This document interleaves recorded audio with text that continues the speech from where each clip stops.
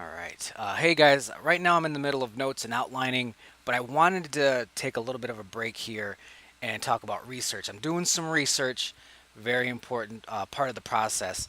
Now, normally when you're doing, a standard narrative, you have specializations that you need to find out information on. Like if it's a detective story, you need to find out how detectives go about their business. You need to know chain of command, all that kind of stuff. Um, but this is different. Like I said, this is a horror anthology, so this is all over the place. I might not need to do as much research with those specializations, but I probably will. Um, but it's good to at least start vague, and that's what I'm doing. I'm going to show you what I've been up to, and this is the fun part. And you should definitely do this, whatever genre you're writing. I've been doing a bunch of things. One of them being watching horror anthology films. I mean, you have to watch your genre. I'm trying to pick up some tips and stuff. It's very important not to steal from these resources. You don't want to steal from these resources. I'm just interested in seeing how they go about their business. See what successful horror anthologies are doing, and try to figure out why they're successful. Watch bad horror anthology films and try to figure out why they're bad. You can learn a lot doing it that way. So this has been fun. Trilogy of Terror. That's this is a classic. This has been fun to watch. From Beyond the Grave. This was a really cool one. This has got some Donald Pleasance action, Peter Cushing.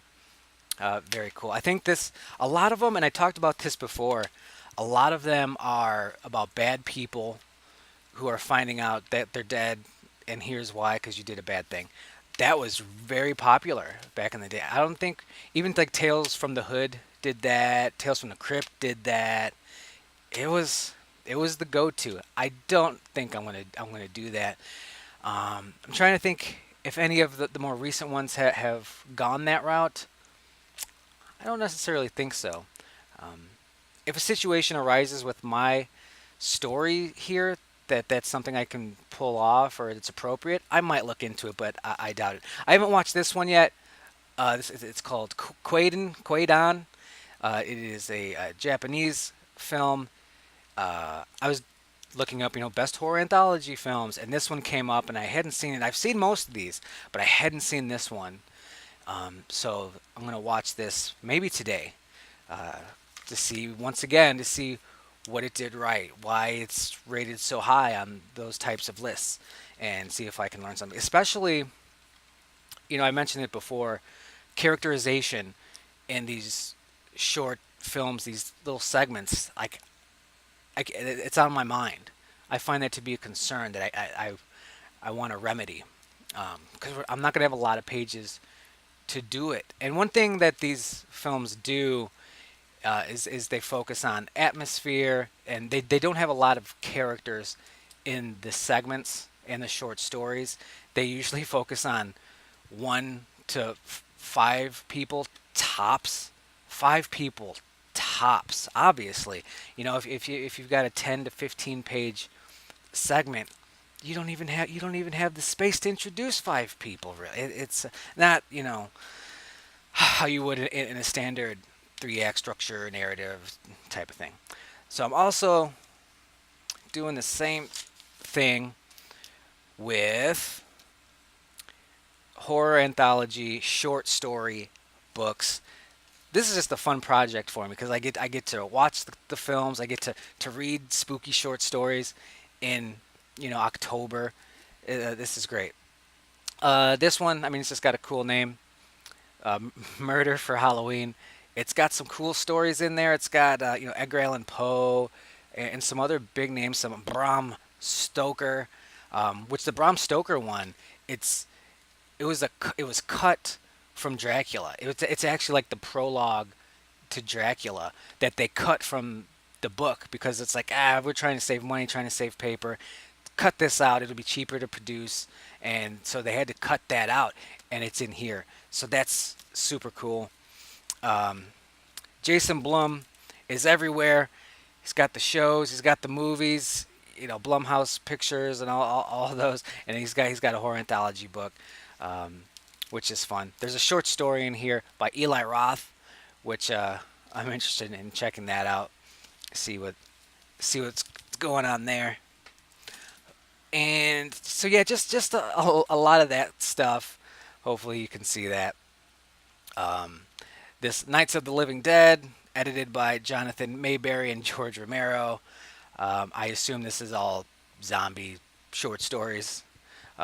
So little fun thing. And Alfred Hitchcock's Borrowers of the Night. Borrowers of the Night. Um, I don't think Hitchcock had anything to do with this. I don't think he like edited it or picked authors for it or any. I think they just had, it's just the name. They just kind of slapped the name on there somehow. Um, but yeah, it's not like these are his stories. But there's some good ones in here. I've actually read a couple of these. I'm trying to at least read a couple from each book. Um, this is just a cool book. This is a cool. It's got that cool texture. It's got that good texture. It's got that cool title, The Great God Pan and Other Horror Stories, by Arthur Macon. And I haven't had a chance to crack this open, um, but I'm definitely gonna give that a read. So I'm watching the movies right now. I'm reading the short stories. I am going to be getting into like the specializations. Like right now, I have Invasion. Let's get Invasion up. You know, I talked about Invasion and how the teenage girl's a monster and there's a monster hunter. I've been talking about doing a crime cover-up story, so I'm going to have to do some sort of crime research at some point. Um, if I have a serial killer, you know, story, it's good to read about serial killers and make sure you can make it as true to life. The profile and all that kind of stuff and their upbringing, and so you can really paint an accurate picture. Not that every serial killer is the same, but a lot of them are. This book right here, Cause of Death, The Writer's Guide to Death, Murder, and Forensic Medicine. Like I said, if I do a detective thing at all or crime stuff, it's good to know. This book's great. It's old as hell, and I'm sure a good amount of it's outdated, but a lot of it's not.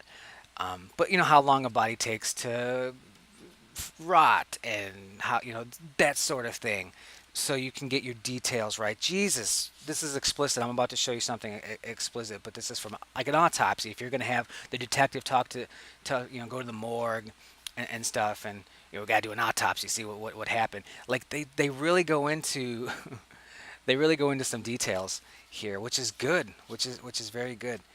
The Y incision. What's this? Is this called vivisection? Dissection and inter. See, a lot of information. Like I said, some of it's outdated because of science and technology advancing, but a lot of it is still very useful. So that's probably what I'm going to be doing with this project. I'm going to watch the movies. I'm going to read the books. I'm going to see how they go about their business, how they deal with certain things. Not stealing anything. You don't want to steal plots or subplots or elements.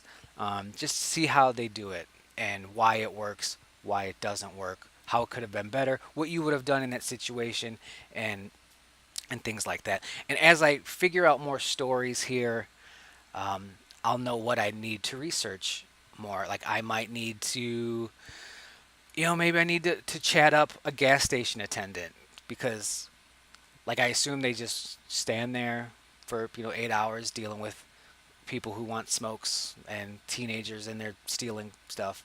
Um, but maybe there's more to it. Maybe there's some you know minor details that could really help the story somehow. Monster Hunter, I don't know if there's a lot of research I can do for that, and it's just all going to be kind of created and fun. Like I said, serial killer stuff. Make sure you know about serial killers. A lot of us already do. But detective story, yeah, like I said, crime. So yeah, that's where I'm at. That's what I would suggest to do. Uh, really look into your genre, find the tropes and cliches of your genre, so you know to avoid them or maybe play with them in a certain way. So these are things I'm doing, and I'm going to keep in mind while I continue notes and outlining here. So we get a nice compact, little package going. So that's research. Research one, I'll probably call it. I don't know if there will be a research two video. We'll see. But right now, I'm going to get back to these notes. So I will talk to you later.